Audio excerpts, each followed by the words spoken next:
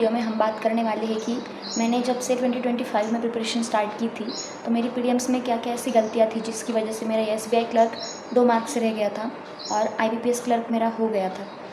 तो IBPS clerk में vacancy ज़्यादा थी इसलिए कट ऑफ कम गई थी, लेकिन जो भी मिस्टेक्स है मैंने करी थी कि 2 मार्क इतने कम मार्क से मेरा रह गया था, उसके बारे में हम बात करेंगे।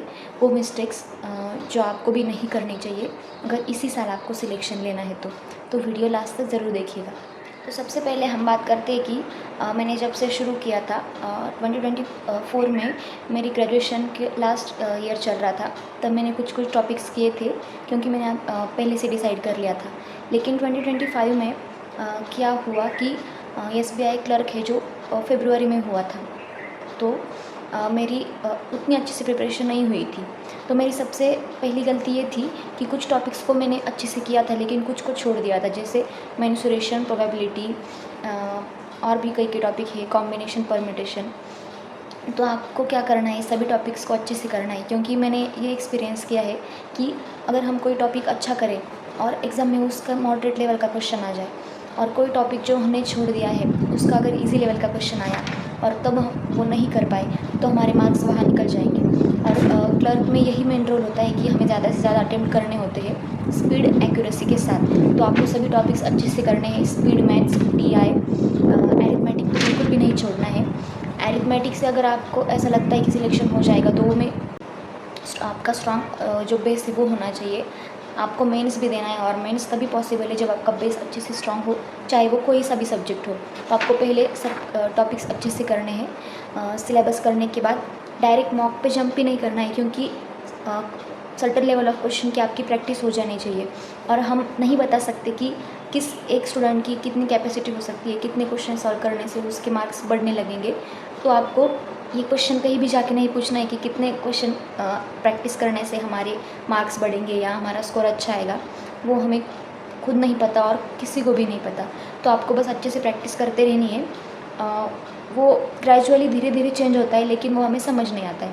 तो आपका बेस फाउंडेशन जो है आपको वो अच्छे से करना है। उसके बाद की जो मेरी मिस्टेक थी तो एसबीआई क्लर्क में हुआ ये था कि कैशलेट डीआई पूछी गई थी और कैशलेट में मैंने इतनी प्रैक्टिस नहीं की थी, क्योंकि उस टाइप की कैशलेट डीआई पिछले साल नहीं आई थी, उससे पहले एसबीआई क्लर्क में। और जब वो एसबीआई क्लर्क में आई तो मैं वहाँ पैनिक कर गई। बाकी जो क्वेश्चन मुझे अच्छे से आते थे वो भी मैं अच्छे से नहीं देख पाई। तो ये होता है कि हमारी प्रैक्टिस सभी क्वेश्चंस की अच्छी होनी चाहिए। ये ना करें कि इस टाइप की ज़्यादा करें, इस टाइप की कम। जब वो एग्ज़ाम की जो नीड है उसके अकॉर्डिंग तो हमें प्रैक्टिस करनी है, लेकिन सभी क्वेश्चन के जो टाइप्स है वो हमें पता होने चाहिए कि यहाँ से ऐसा टाइप भी पूछा जा सकता है या पूछा जा चुका है, तो वो हमें अच्छे से देखना है। और बिना प्रैक्टिस करे हम मॉक पे जंप करेंगे तो उससे सिर्फ हमारा मोटिवेशन डाउन होगा, हमारा कॉन्फिडेंस डाउन होगा कि मार्क्स इतने ख़राब क्यों आ रहे हैं। तो प्रैक्टिस की कमी आपको बिल्कुल भी नहीं होने देनी है। सभी क्वेश्चन को आपको अच्छे से प्रैक्टिस करना है। प्रैक्टिस के लिए आप वीडियो सोर्स भी फॉलो कर सकते हैं या पीडीएफ सोर्स भी, जो आपको आपके हिसाब से ठीक लगे। मैंने तो कभी पीडीएफ सोर्स फॉलो नहीं किया है, मेरा वीडियो सोर्स और मॉक से हो जाता था। तो आपको प्रैक्टिस अच्छे से करनी है। एक बार आपने सिलेबस कंप्लीट कर लिया या सिलेबस में से 5-6 चैप्टर्स भी आपके हो चुके हैं तो आपको इंडिविजुअल टॉपिक की प्रैक्टिस करनी शुरू कर देनी। आपने सिलेबस भी अच्छे से कर लिया है, आपने प्रैक्टिस भी शुरू कर दी है। अगर आपने नोट्स बनाए हैं वो शॉर्ट्स होने चाहिए, मिनिमाइज होने चाहिए, ना कि लाइन टू लाइन आपको लिखनी है। कुछ जो इंपॉर्टेंट पॉइंट्स है वो आपको लिखने हैं। और नोट सिर्फ ऐसा नहीं कि हमने बना के छोड़ दिए, आपको उसे रिवाइज़ भी करना है। अच्छे से एक एक कंसेप्ट को देखना भी है, उससे उस टाइप के कितने क्वेश्चन आ सकते हैं या कैसे क्वेश्चन फॉर्म होते हैं वो भी देखना है। मैं क्वांट के लिए आशीष अरोड़ा सर को फॉलो कर रही थी, रीजनिंग के लिए सौरभ सर, अंकुश नाभा सर, और इंग्लिश के लिए तो मैं निमिषा मैम को ही करती हूँ। तो आप जिनसे आपको ठीक लगे उनसे कर सकते। जब आप मॉक देते हैं तो मॉक एनालिसिस करने के लिए 3 चीज़ें ढूंढनी ज़्यादा ज़रूरी होती है। वो ये कि आपकी परसेंटाइल कितनी आ रही है, आप कहाँ टाइम को यूटिलाइज़ कर रहे हो, किन क्वेश्चन आप कौन से क्वेश्चन आप स्किप कर रहे हो, कौन से क्वेश्चन आप जल्दी से जल्दी बना रहे हो। और जो वेस्टेड टाइम है यह आपको कोई नहीं बताएगा, लेकिन यह आपको देखना बहुत ज़रूरी होता है कि जो क्वेश्चन आपको कम से कम टाइम में करने चाहिए थे वो उसके लिए आपने सबसे ज़्यादा टाइम लगा लिया, वो क्वेश्चन भी आपको देखने हैं। और कौन से आपके स्ट्रॉन्ग पॉइंट है वो भी आपको देखना है। और मॉक एनालिसिस करने के लिए 3 चीज़ें आपको देखनी चाहिए। पहले तो ये कि आपको कंसेप्ट की वजह से वो क्वेश्चन नहीं सॉल्व हुआ, या फिर आपकी उतनी अच्छी प्रैक्टिस नहीं थी इसलिए नहीं सॉल्व हुआ, या फिर आपकी स्पीड अच्छी नहीं थी, मतलब आप उस क्वेश्चन तक पहुंच ही नहीं पाए, बाकी के क्वेश्चन में ही ज़्यादा टाइम लग गया।